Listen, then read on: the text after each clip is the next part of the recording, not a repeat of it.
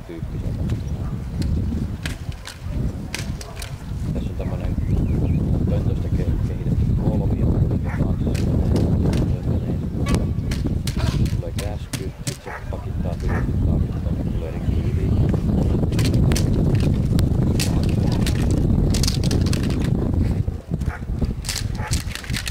Viljaa varmaan kohta. Varmasti kuormitteleva. Oikein vittu vaikea.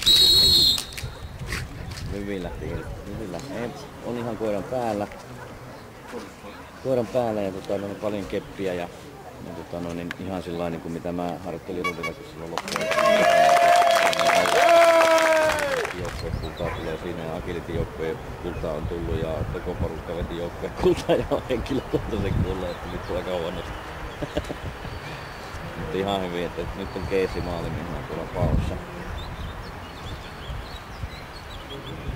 Ei se on muuta kuin se, että se just tuli vettä, että se on vittu liikasta oikein. Nämä on tosi hyviä maalimiehiä. Haukset tulee hyvää. Nämä haluaa.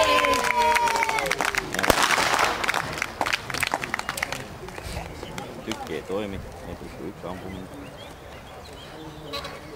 Mut nää se ensimmäistä jenkkimaailmies. Pieni viive. Niin jenkkimaailmies on ilmeisesti kaikki molemmat tai kaikki maailmiehet keskellä todennut, että Tomi Keessi on ohjeen puolustuksessa siellä paossa vaan. Ihan kevyttä tommoista häiriöä.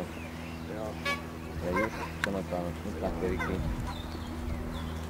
Nyt tuli... Ui vittu minkälainen. Se meni hienosti. Koira oli tennarit taivasta kohti ja tuli koko ajan ja maalimies nenää selällä.